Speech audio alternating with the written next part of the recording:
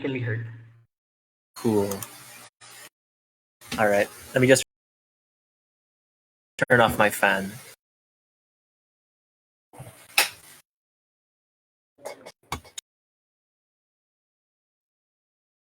Yeah, take BYs in chat.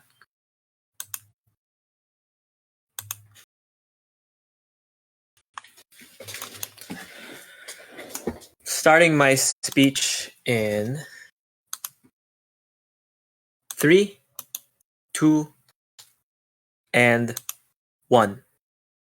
Cryptocurrencies will expose an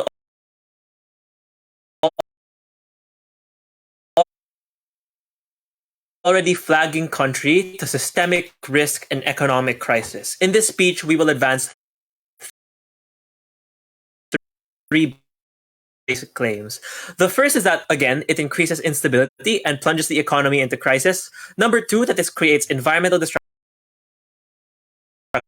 And number 3, it props up international crime. Before that, I have a few points of response / housekeeping. The first point of response is towards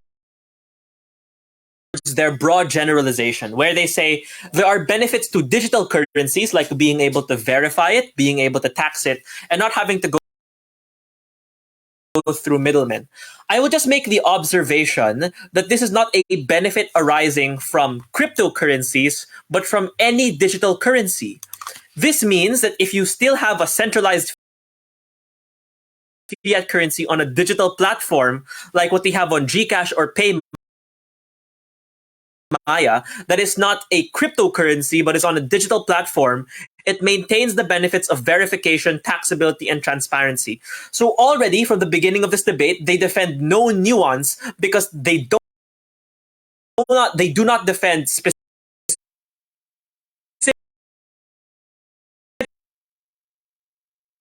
cryptocurrency, just going digital. And as we explained, that's not exclusive at all to cryptocurrency. Presumably, if they have the resources to shift over,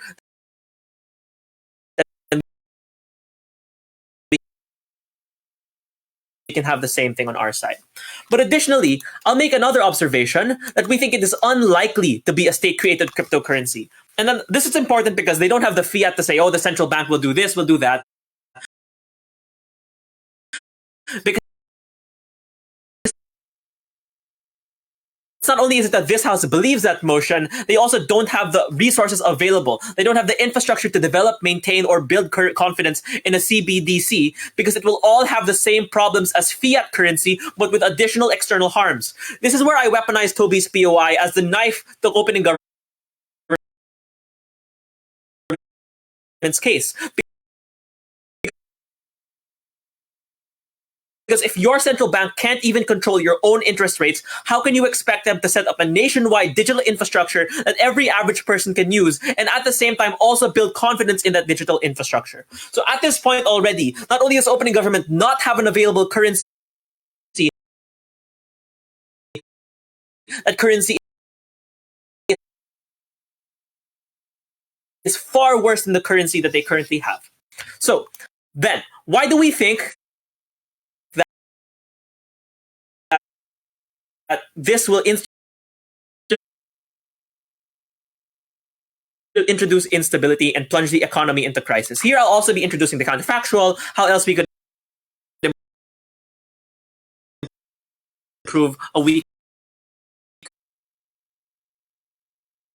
fiat currency. So, number 1,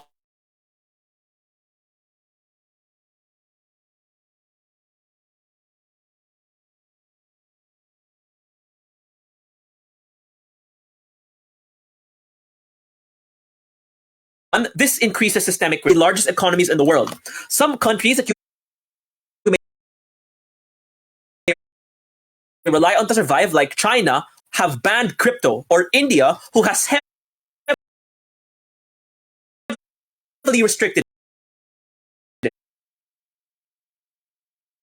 which will basically mean you lose access to some of the largest export-import arguments in the world, or make it so much more expensive to do so. Which means if you are a country, such let's say a developing country, since these are the countries most likely to have weak fiat currencies, you are unlikely to receive aid from some of the largest aid backers in the world, which means as a country you have far less opportunities, and the remaining opportunities you do have can charge you far higher prices since there are less competition in that market.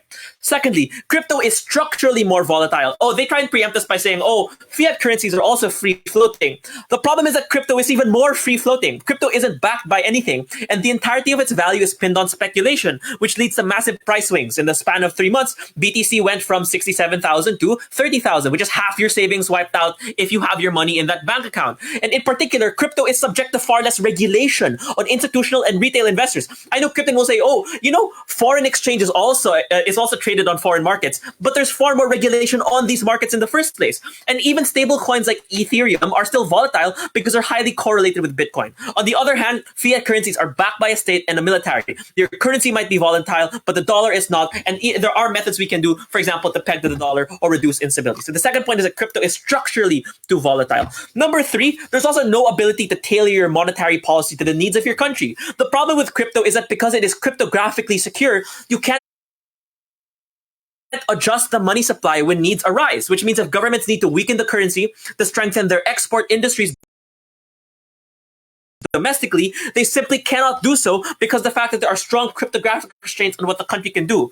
Having a weak fiat currency might be bad, but compared to having a weak cryptographical currency, at least we can provide mitigatory measures like attempting to raise interest rates in order to make things better. But fourthly and lastly is that the economy is unprepared to transition to crypto. The period of transition will destroy the country for the short term in a particularly vital time. There will be a high amount of uncertainty in domestic industries. Foreign companies will flee. People will be selling off your fiat currency in droves to buy dollars because they don't trust the new currency. Because if they don't trust the currency as what opening government says, then they are unlikely to trust any new currency even more because they have no relation to that currency and it's on an unknown and unsecured platform digitally that they don't know about. Which means while you're transitioning, you risk plunging the country into economic crisis. These 4 structural reasons lead to three separate impacts. Number 1, the country is more unstable, will experience more economic hardship in the immediate run, and the strength of the currency is likely to fall overall. Because of the fact that even if you add an additional currency, these don't have a splitting or a dividing effect on the instability. It has a multiplying effect on the instability, or the instability spreads. Number 2, economic flight happens, which means non-currency components of the economy also weaken. Hundreds of thousands of people lose jobs, millions of dollars worth of investment leaves the country, which is far more important than losing access to some tax base. But thirdly and lastly, that you're also more vulnerable to financial crisis. You weaken the ability of the country to govern and manage economic crisis, which means even if in general they are somewhat more prosperous in the average, in specific situations where the country is most likely to plunge into crisis, where people are most likely to fall into poverty, this is where people are most vulnerable, and we need to have the country available then. So on these 3 separate impacts and levels of weighing, we are winning over opening government. I'll take a POI from CG.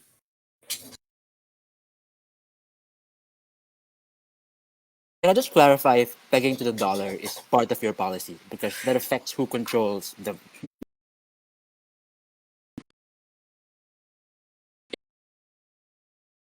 interest rates, right? If you don't have a currency of your own. So it's part of the things that we can do, but as I said earlier, we will go through a remit of other things first, like trying to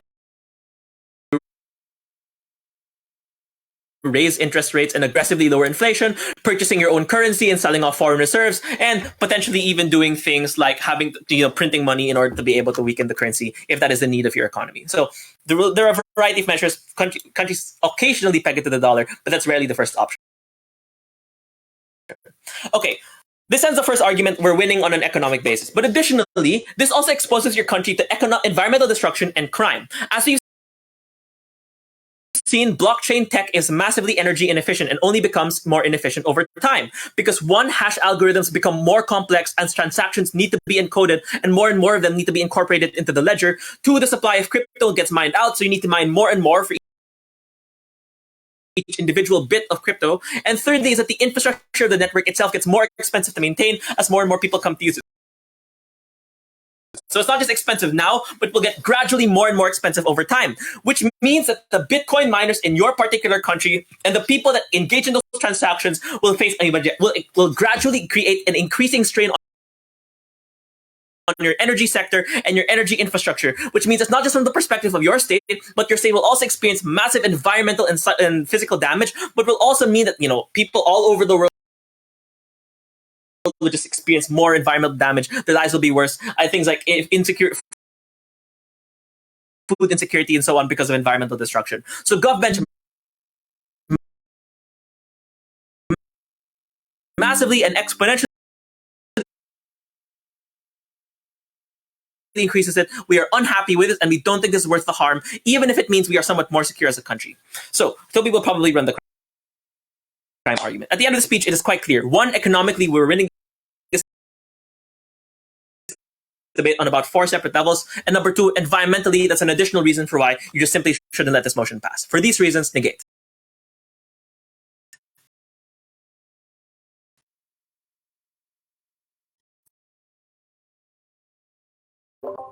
Thank you, Dee,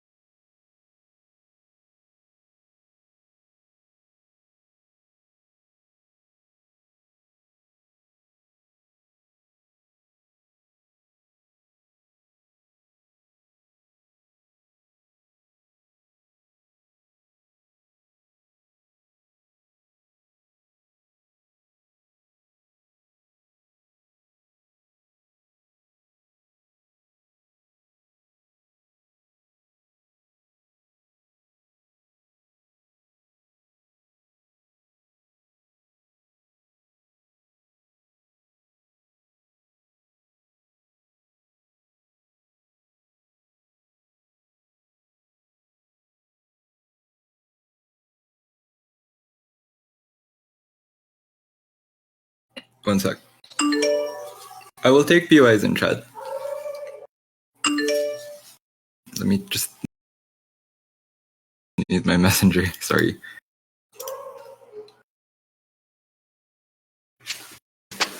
Okay. Start in 3, 2, 1. It's telling that the entirety of Gov's case is reliant on a very specific type of crypto, a crypto that, according to them, will be 100% overseen by the state, not decentralized, and also a version of crypto that does not currently exist. No, Quentin, we aren't strawmanning your case. You are strawmanning the real world, where the only example you have of this realistically is El Salvador, which did not create its own CBDC because it is a third world nation without the infrastructure to set up mining protocols or the internet communication across its entire state that would even allow transactions to exist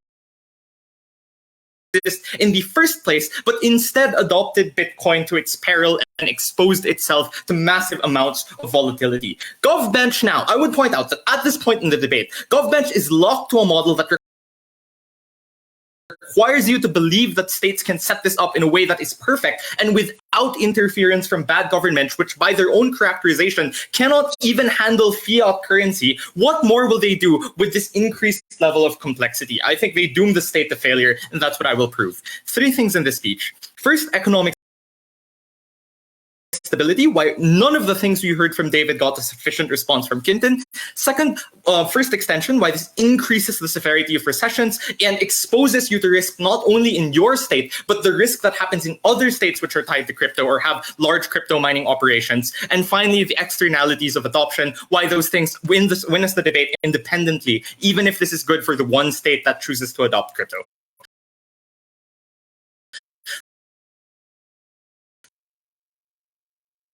Let's start with economic stability. And I want to point out, David gives you 4 ways by which this absolutely devastates your economic prospects.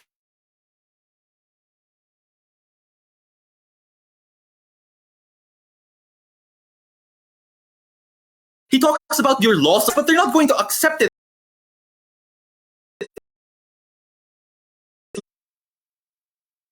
Like the corporations you trade with, when you sell your lumber or natural resources, aren't going to accept payments in Bitcoin. And they certainly aren't going to accept payments in your strange CBDC that you manufactured out of thin air. The second thing he explains is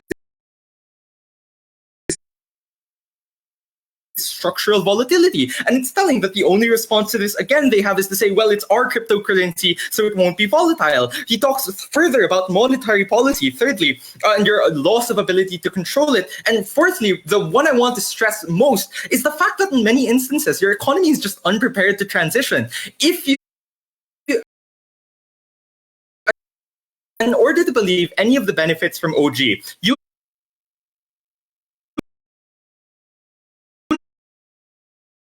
need to believe that this is forcefully adopted by the state. That's to say, if in order to believe that you have so much data about the monetary, like the amount of money in every province, the amount of transactions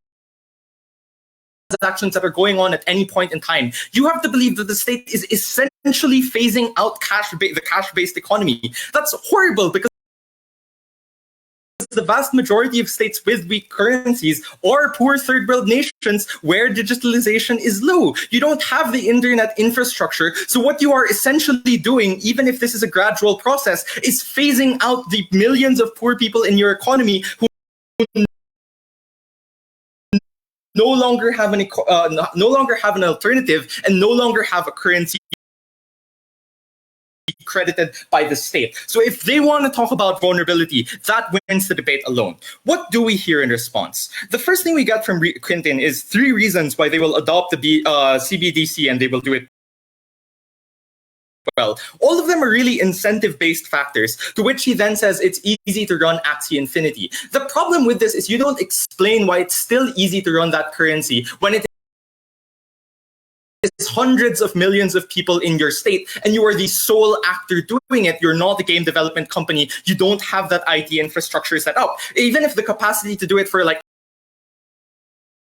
a meme coin like Dogecoin is low, you don't explain why that scales when it is entire nations doing it. The second thing I'd point out is even if states had the capacity to do this, like conceding the entirety of your case, there's no reason it would be done well. And by their own logic, it's likely that these states are incredibly irresponsible with the fiscal policy they have, cannot control inflation, do not know what's best for them. Imagine how much worse their monetary policy becomes when they have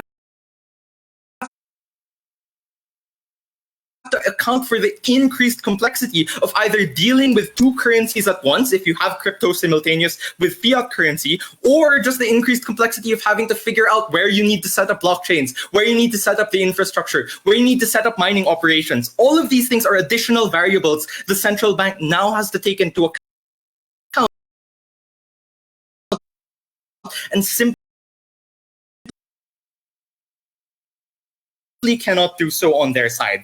The second thing we hear from them is, well, transactions become cheaper. I would point out that this is just a lie. Have you ever used Binance? Transaction fees are massively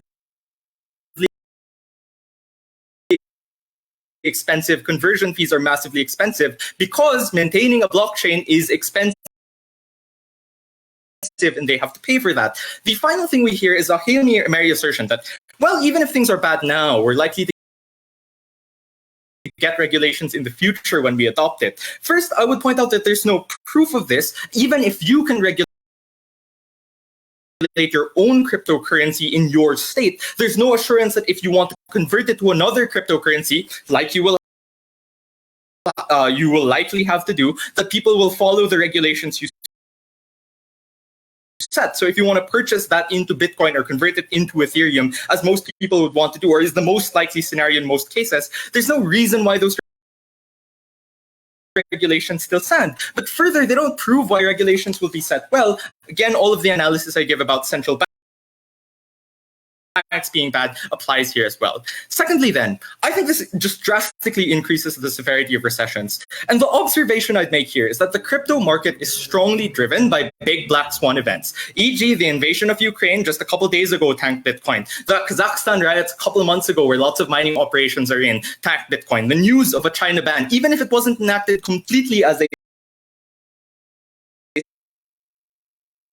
say, tank Bitcoin. The problem you are entering when you adopt this currency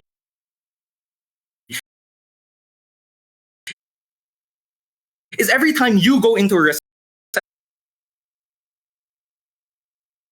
recession, every natural disaster that hits you, every state default, and every other country that might default with a large amount of mining operations causes a black swan event, which means not only are you in a recession, your currency is now too weak to get you out of that recession. So you've compounded the effects because of that lack of trust and the increased volatility you take on. I'll take CG. You concede that the central bank is incompetent and got you into this crisis in the first place. Why do you trust them to set monetary policy to get you out of the crisis? No, I'm explaining why, assuming the model of GovBench, the central bank is likely incompetent. We say that there are many things that don't also, then also I would point out that the alternatives we explain don't require the central bank to be competent or as competent in all instances, like pegging to $1, for instance. Like buying all your reserves of your own currency are not things that require the same level of competence for you to do, as opposed to setting up a massive cryptocurrency. So there's a degree of scale here you have to deal with. Finally, let's talk about the externalities of adoption. There are two considerations here, either of which independently wins us the debate. The first is the massive environmental destruction that gets no response from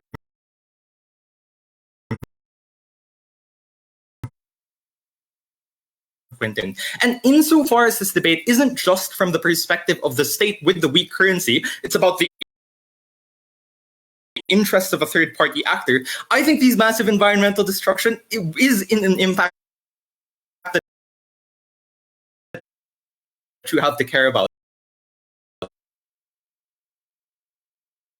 It is hundreds of millions of more transactions, even in their best case, being added onto a blockchain, which a poor third world nation with a weak currency probably won't be able to do in a way that is energy efficient. They're probably going to have to rely on fossil fuels to maintain that. They're probably going to have to burn massive amounts of oil, which pollute the environment and worsen climate change extremely. The final thing to note here is crime. This directly engages with their claim about the traceability of crypto. I would just point out that if you believe this is traditional crypto, lots of problems surrounding anonymity and the fact that it is untraceable to a name, just an address, is why lots of people can money launder and do things that are illicit with it. This is a terrible idea. This crushes your economy. Opposed. Thank you, Diallo. To open the closing debate, member of government. Here.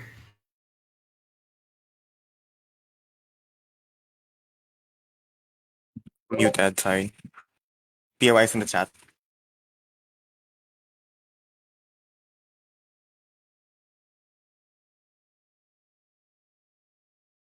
The first thing I want to note about OO is that they accuse OG of not defending the real world, but their own burden push is equally as unrealistic. So we have to defend the adoption of cryptocurrencies we're likely to see in status quo, not necessarily an adoption is likely to be the most pessimistic and most stupid version possible. I.e., we are likely, since it supports motion, to see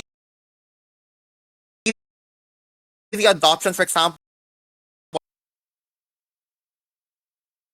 of sari store owners or poor and middle class people like Aling Nena adopting crypto and not likely to see the wholesale adoption by multinational corporations or governments precisely because of all the incentives that David and Toby described, because it's inefficient. But two, we would say that even if these other government entities adopt cryptocurrency, they do not necessarily get precluded from having exchanges. So if they want to use their fiat currency alongside it and convert it for trade purposes, if they want to use foreign exchange as well, there's also something that's available on our side. So the motion only calls for you to adopt cryptocurrencies, but not necessarily to abandon everything else. So we would say in situations where, the other currencies are also more appropriate, that is still an option they have available to them. We don't have to defend everyone becoming suddenly stupid. But lastly, we would say even in the event where net exports are decreased for big businesses, it is comparatively much less important the ability for a poor person to access a loaf of bread, to be able to trade with someone without the fear of the currency collapsing in an inflationary spiral. We would say the needs of these people have to come first before these macroeconomic ideas about big business.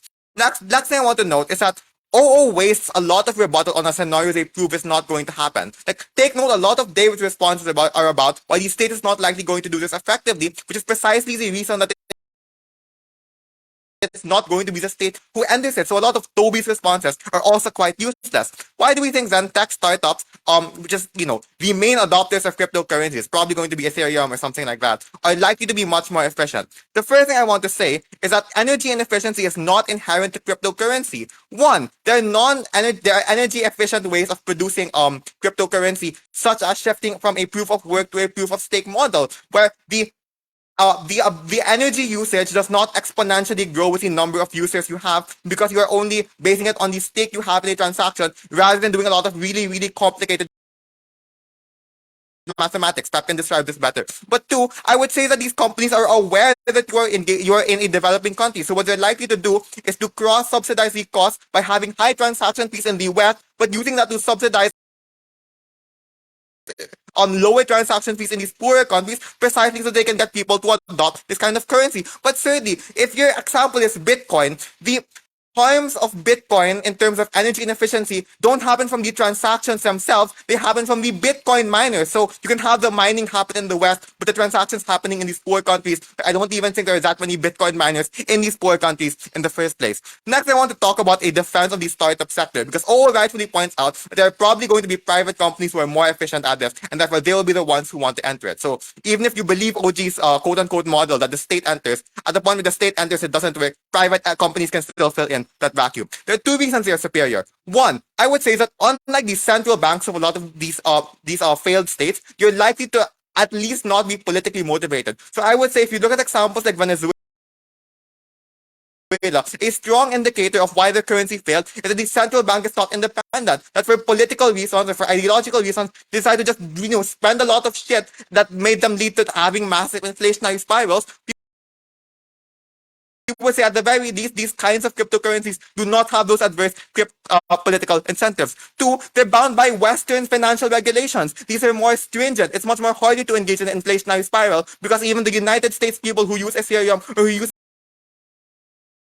Bitcoin do not want to have those kinds of things happening. It's precisely because they are bound to these independent central banks rather than the political central banks in these poor countries that's likely to make these cryptocurrencies more effective. So even if the central bank cannot regulate these currencies, I provided you with strong reasons why they can regulate themselves. Let's talk about economic access, because OO rightly points out that adopting crypto in a vacuum is not necessarily inexpensive, but we would argue it is inexpensive within these countries. The first reason is that there are multiple cryptocurrencies attempting to enter the market, so this creates a race to the bottom at lowest and lowest transaction costs. Two, we would say that the entire point of cryptocurrency is to eventually achieve more widespread adoption. So you're likely to reduce these transaction costs precisely because you want people, and you know that these are poor countries, to be able to afford it and be able to profit based on that. But so what does this mean then for the debate?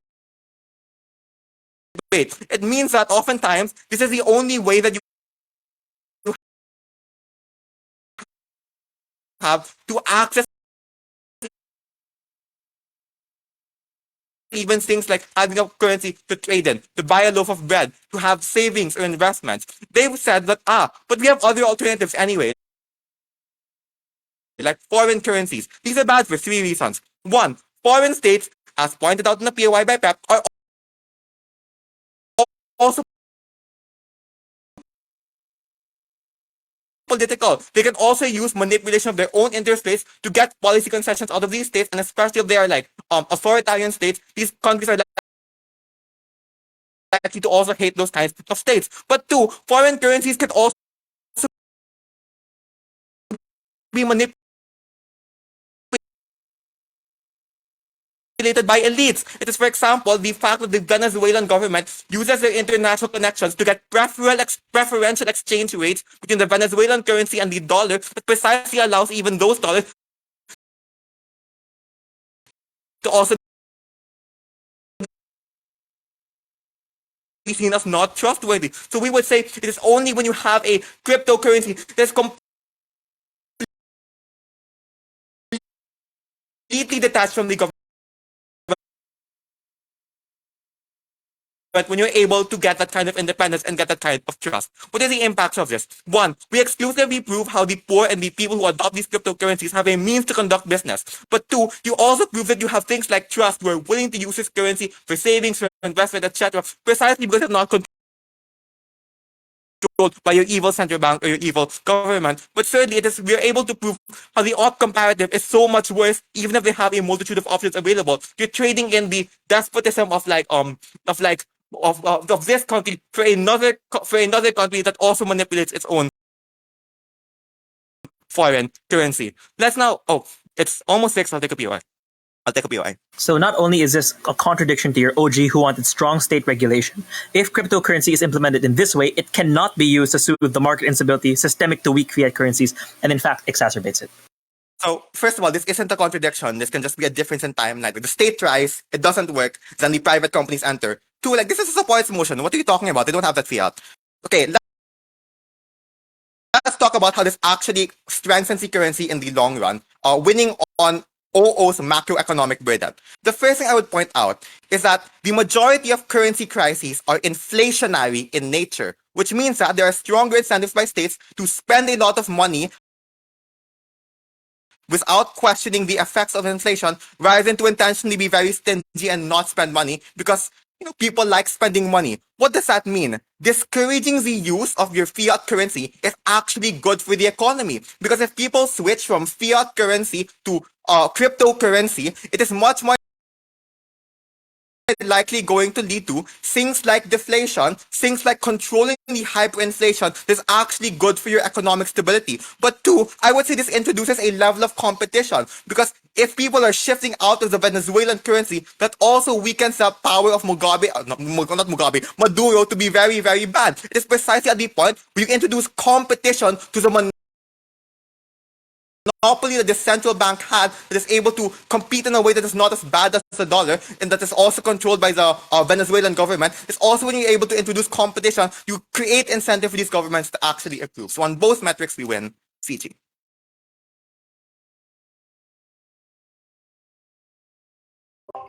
Thank you,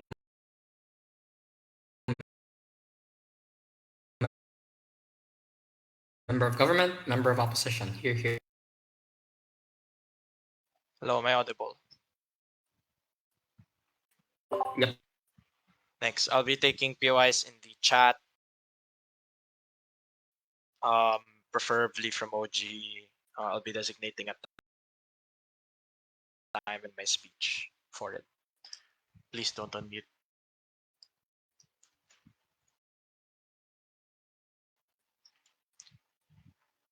Okay.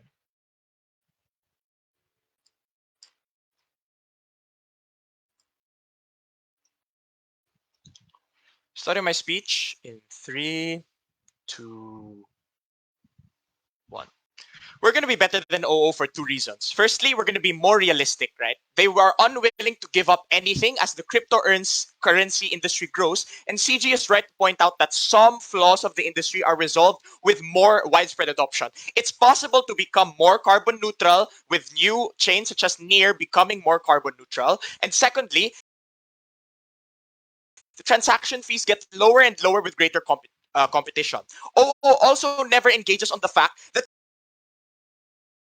cryptocurrency will always exist in privatized forms, and they never prove why that's still an okay thing. Why not have the state regulated? We will prove why traditional economies and digital economies will be more flourishing and safer if we separate them from each other, because if we combine the two, they will only hurt each other.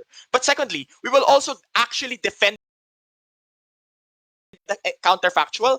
Realize that firstly, OO can't get away with just saying environment and crime in the dying minutes of their speech and never mechanizing it. It will be problematic for poor states regardless. They can't just win by pointing this out. We'll prove why poor countries will get richer and therefore will not have to resort to things like environmental destruction and crime. And secondly, we'll mechanize how we can have a self-sufficient economy independent of a digitalized economy. Firstly, on crime. This is an easy layup, right? Why is crime less on opposition?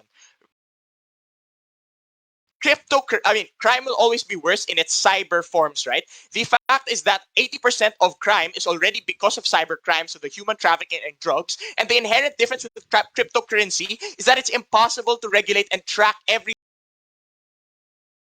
single transaction that is done. In the best case of government, all they have proven is that we can assign IDs to people in the country and legitimize it a bit more. Your own citizens perhaps are trackable, but the nature of these kinds of crime is across borders regardless. So things like human trafficking and drugs is usually done through offshore, untraceable accounts. And since these poor countries can never force other countries to have these kinds of identification systems similar to our own, we won't be able to track it. At least on our side, crime will be trackable. It's comparatively controllable. But more importantly, why do we have a better economy that we actually save? David just shotguns a bunch of alternative methods such as investing, purchasing your currency, selling foreign reserves, while never explaining why this will work, conceding government's call outs that these are poor countries and they don't have trust in them regardless. This is the counterfactual, right? There's two ways that you can get richer on our side. Firstly, investing in domestic industries, modernizing your industries, which are currently based on raw exports of things like agricultural produce and perhaps metals, and using them by developing them with the manufacturing industry to create things such as superconductors to cash in on the tech boom that is existing in the rest of the world. Why is this better? Firstly, because you are not subject to the global supply chain crisis that's happening right now. Like, for example, computer parts are so expensive because of cryptocurrency. You don't have to buy these things. Rather, you can sell them by cashing in and developing a domestic industry for it. Why is this better? Because again, it's not subject to volatility. But more importantly, it's a lot easier to get corporations and countries to buy into it and the rest of your citizens. Why? Because your domestic industries are what is already favorable for your country to begin with. It is what has worked in the past. And corporations are more likely to buy into it immediately. This is something never proven from like Gov, right? That why they will just buy into it necessarily, because it's a volatile market. But more importantly, even if we still do international trade, two reasons why we're better. Firstly, there's a unique selling proposition to the fact that you have a weak currency because there are lower exchange fees for developed countries to buy your exports when you modulate your currency. But more importantly and more keenly, these poor countries rely on borrowing and getting loans from international institutions. And this is the link that OO never had, right? We tell you that the IMF and ADB will never be willing to give you loans in the forms of currency that you want, this cryptocurrency, because it's so volatile, because there's no need for these massive institutions which are already succeeding to buy into these kinds of markets, and therefore you'll be cut out of those loaning institutions. because loans are necessary to any form of economic growth for a poor country, we think that you need to side with our side. But more importantly, let's take the very best case of government, which again never does. Let's say that other countries do buy into you, and even though they haven't really proven it, let's say that they do invest in you, and that we need to respond to that regardless. The reality is, these allies will only be allies in the short term, but as soon as there's a minor crisis to them, they will likely become a liability. Again, like if another country does buy into your cryptocurrency, like China, for example, as soon as they have another Evergrande crisis, then your currency will plummet and it's directly impacting you. It's not just on a level of international trade where you might lose a trading partner. It's much, much worse with cryptocurrency because the legal tender that your own citizens use to buy bread and things like that itself will be devalued. So it's like a double harm at the end of the day. You also can't revitalize the economy afterwards because your people don't have any more spending power. But lastly, let's respond to the last extension from OG and also the extension from CG, right? Earning opportunities such as Axie and NFT games will be ruined because of flooded supply, even in their best case, right? OO says you're not a game development company. This is a glib response. Okay, let's take the best case. These developing countries can become a game development country. The problem is that doing this and the state endorsing it will always flood the market with too much supply for anyone to earn from it, right? Realize that the poor will be like, I can play games for a living. That's why the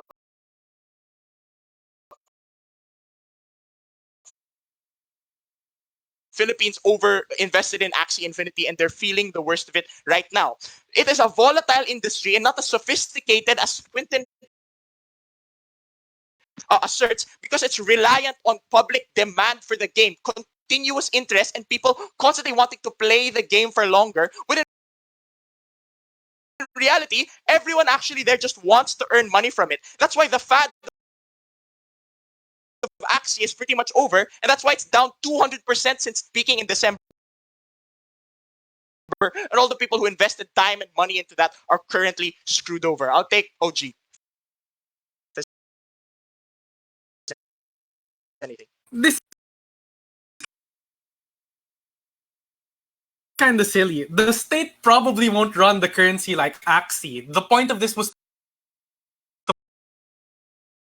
to prove that the state could do the standard monetary policy controls as it does normally, but better.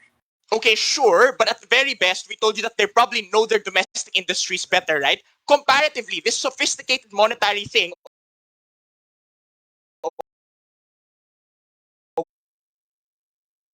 okay, it's sophisticated, but again, without this kinds of continuous demand, you can't profit from it regardless. You need financial education to reliably earn from these things, even in the best case of closing government, right? We tell you that the people who actually got rich off of Axie are pretty much lucky, but they don't actually understand inflation bubbles. They don't understand pump and dumps, which are organized by rich individuals in a group who want to rob the rest of the market dry. Even if there's some form of earning opportunity on government, it's much, much worse when you give the entire country the false hope of it being pumping, and then you flood the market with supply because no one else will actually invest besides these poor individuals. They don't have enough demand to necessarily pump the and value the currency much higher up, but they will get screwed over by it. What is the impact of this? This is really bad because the fact that businesses will not buy into these kinds of things. The reality is, people are going to invest much more of their time here. We think that in the worst case on opposition,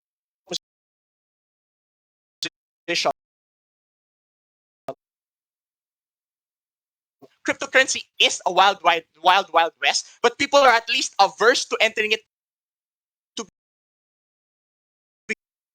begin with, and there's at least still a potential for high returns to them. Why?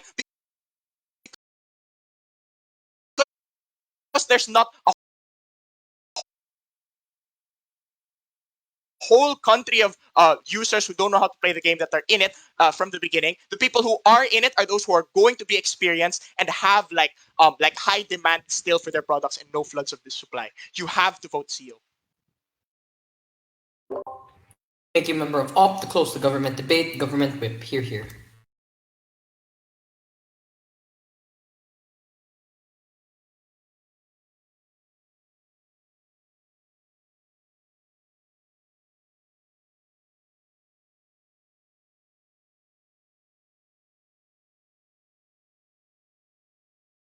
Hello, can you hear me?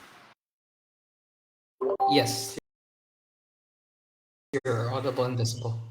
Okay.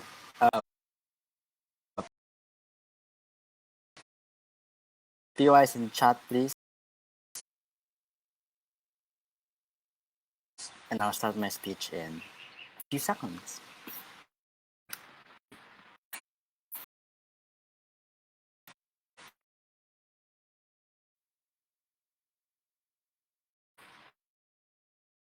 I don't understand opening government. Their case is a web of contradictions. They say they have banks to fully regulate everything, that have the all information, but at the same time, they concede that the banks did not have enough power in the first place and therefore probably wouldn't have the mechanisms to monitor the currency. But secondly, if countries already had no info and infrastructure, they didn't explain why they'd suddenly have that infrastructure in the future. So in conclusion, they have fiated a currency that does not exist and have not explained why it is the most likely outcome to be instituted in the debate. And the fact where O already counterpropped digitalization, which is much cheaper because it does not require this massive amount of infrastructure, means they assume a lot of OG's benefits. So remember, this is a supports motion. We have to prove what the adoption is likely to look like and prove the likelihood of characterization. And that's why CG engaged O's characterization and we were charitable to the much more realistic framework, that it was likely to be adoption on a local level, people in local communities adopting currencies that already exist, like Bitcoin or Ethereum. This is not a contradiction because it's the more likely outcome, and closing teams can have different arguments than their openings. But at the same time,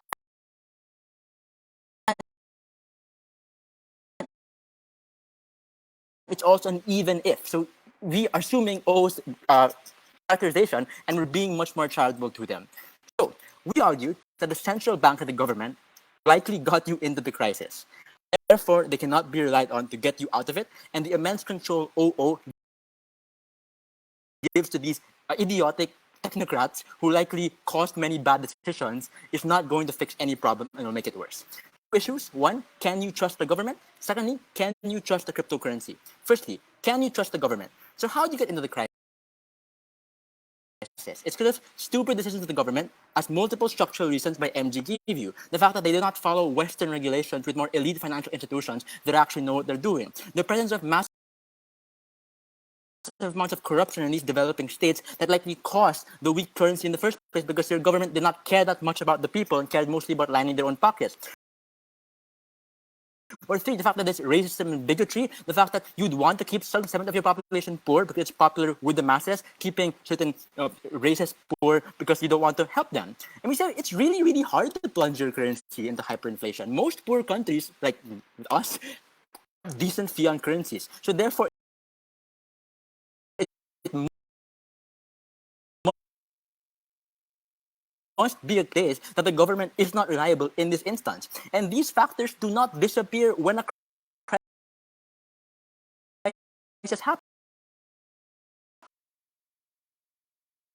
The fact that they are short-termist, their independent banks are not independent, they are very politicized and beholden to these dictators who do not really care about their people. Or the fact that they might be idiots who want those price controls that OO mentioned, that, or central bank regulations that might increase inflation because they're not very smart, right? So therefore, OO is right that we must engage the most likely version of the policy. They have not explained why a competent government is the most likely version, and likely their interventions will make the crisis worse. Secondly, they say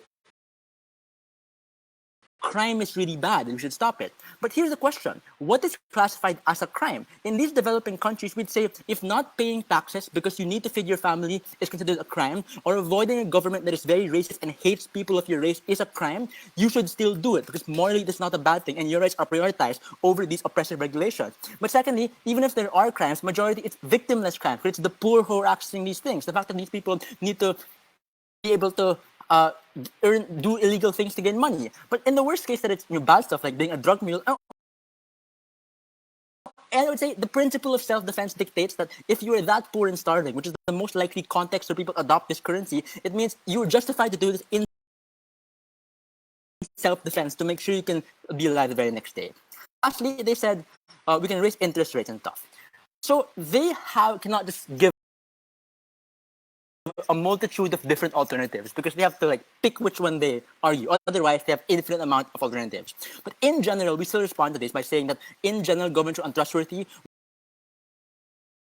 We named response to specific ideas like foreign reserves or foreign currency, saying that, well, these governments probably don't have that much foreign reserves, which is why they're in the crisis, or that foreign governments and pegging to the dollar is bad because the US is not a very nice country to developing states and will likely manipulate the currency in such a way that makes your people poor. So we provide incentives for governments to make the crisis worse in the first place. The last thing under this issue is that environmental destruction from opening opposition. One, you're a developing country. You do not have an obligation to protect environment when it is the US and China who have contributed most to environmental destruction. You have a right to pollute because of their early industrialization, allowing them to become rich in the first place. But secondly, the poor don't spend that much because they are poor, and therefore, even if they're spending Bitcoin, they aren't using that much energy because they don't have that much money in the first place. But lastly, I'd say that the short-term hunger you feel is much more important than the long-term consequences of climate change, the point at which you will not be alive to experience those harms in 10 years if you die tomorrow, and therefore it's justified for the poor to pollute the environment now, even if it means polluting the environment. Therefore, in conclusion, we cannot trust the government, and the tech companies we gave you that are much more long-term because they want to spread access, which follow Western standards, are comprised of much more educated people, are much more trustworthy, and therefore, even if it's kind of unstable, their currency is much more unstable. We structurally proved this from CG. I'll take the PI from OO. So even if the people in the country with no digital infrastructure could adopt this, relying on the private startup market for your currency is bad because they have all the incentive to take advantage of the crisis and make things worse for everyone.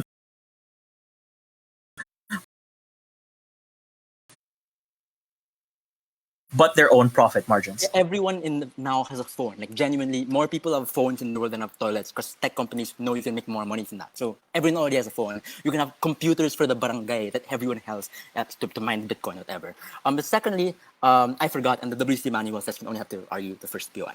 Okay. Secondly, how can we trust the cryptocurrency? So economic instability from OO. They said we can't trade with other countries. But again, we told you that it's the poor who are most likely to use it, while governments, as they said, have every incentive to keep using the existing fiat currency. So we're not going to abandon the fiat currency. If they want to, they can still be negotiated by the government, by a rich businessman. Assuming the government is competent, why would they stop having currency reserves? So we can still have international trade. But we'd say local trade is much more important at stimulating the economy, because oftentimes business deals and government deals bias the rich because they control the economy. But if you have people selling to each other in the sari-sari store, in the barangay, it directly affects these people. And there's a higher velocity of money, meaning that the poor who get money are likely to spend it right away, as opposed to the rich who likely hoard it because they want to make big investments. And therefore, encouraging local trade is much more effective at bringing back the economy and actually protecting people's human rights. Secondly, they said, CEO shares this, but people won't trust it. But one, we've given you a context that this crisis is very, very rare, and that means people are really suffering and will likely blame the state, because people blame the state in times of crisis because they can see their actions resulted in this devastation they're experiencing. So likely people don't trust the state, and therefore they will be more likely to trust the Western corporations because they see that the West is rich, and therefore the companies must not be so shit. But secondly, these people are desperate. They have no choice. Even if they don't want to, they will be forced to, because it's the only viable currency in your barangay to be able to buy food at the end of the day. Lastly, they said it's affected by black swan events, which say, one, the poor are smart. They know the value of their money. They have the most incentive to care, and therefore they will not make risky decisions or rash decisions with their money. But second, we talked about competition, different kinds of crypto, choosing Ethereum or more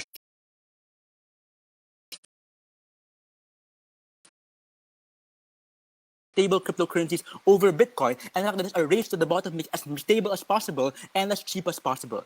Lastly, in conclusion, we'd say this can be trustworthy, and they have not responded to our point about how this very action of getting people to trust the cryptocurrency reduces inflation and stops the crisis because less people are relying on this fiat currency and causing hyperinflation in the first place. So for all of these reasons, closing government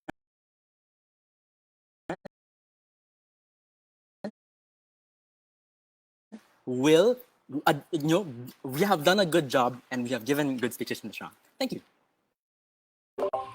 Thank you, Government Whip. And to formally close the debate, Opposition Whip. Here, here. Sorry.